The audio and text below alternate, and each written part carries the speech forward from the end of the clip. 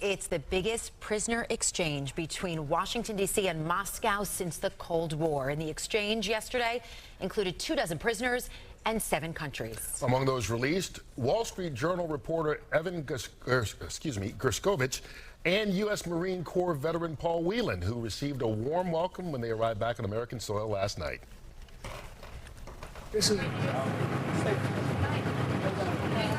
To me, this is about the essence of who we are as a country. It really is about personal relationships. It's about family. It's about being able to have access to the people you love and you adore.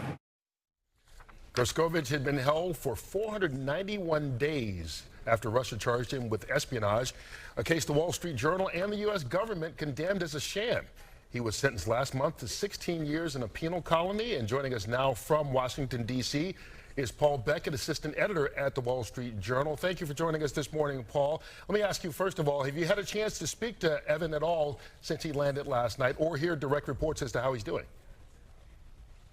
I was in touch with his family by text last night when they were waiting for him to land at Andrews Air Force Base, and they were just so giddy with excitement and giggling and laughing, and after all this time when they've been waiting for their son and brother to come home. So that was a very special moment. And you saw Evan when he came off the plane. He went over and spoke to the people who were waiting there, and one of the things he said was, I would like to do something for the political prisoners that I was in prison with in Russia, who I met over the last month when he was out of isolation. And it just spoke to what an extraordinary reporter and young man he is.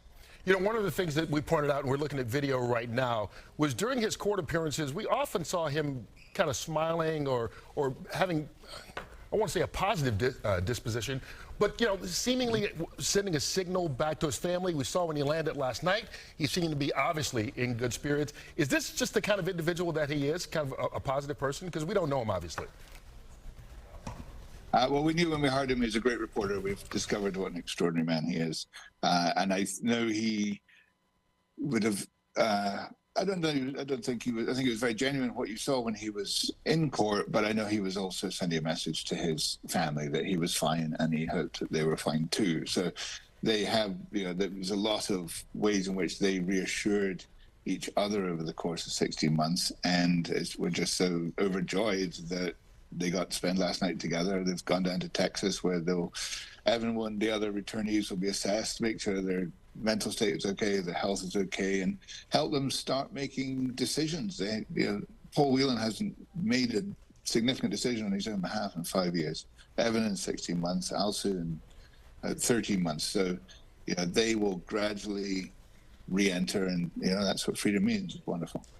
Yeah, so I wanted to ask you, Paul, so as they go through this medical evaluation, what really is the process now, and what would be next, such as getting him back into seeing you in Washington, D.C. at the Wall Street Journal? So we are going to let Evan decide that, because he can.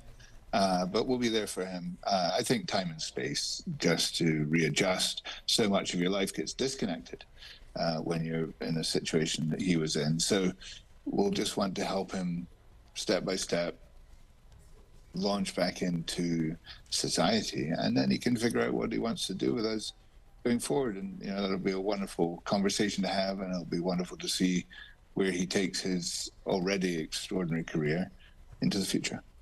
And Paul, you already mentioned to us how Evan said he wanted to do something for the prisoners that he was there with in Russia. And before he left, he had to fill out that form. And it's actually to ask clemency of the president. And on one of the blank spaces, he actually asked Vladimir Putin for an interview as his boss and someone who hired him, he says, is a great reporter. What was your reaction when you heard that Evan did that?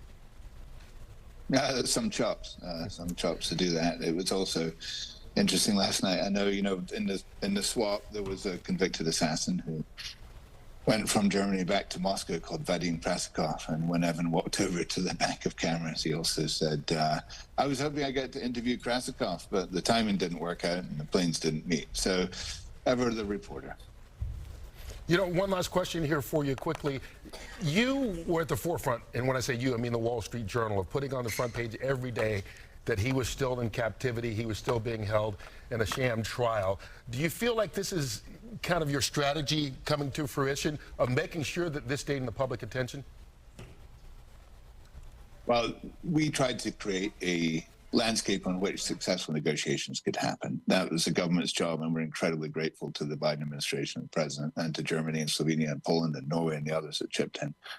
So they did the negotiations. We were just always convinced that those negotiations would never happen if we didn't maintain the spotlight on Evan. And we're a big news organization. We are not big enough to do that ourselves. And so we're just incredibly grateful to everybody, including at Fox, very prominently, who supported Evan and supported us. It's really a triumph for everybody. A lot of people kept the pressure on and it paid off, not only for Evan, but for the others that were released as well. Thank you so much, Paul Beckett, for joining us this morning. Thank you. Thank you to you.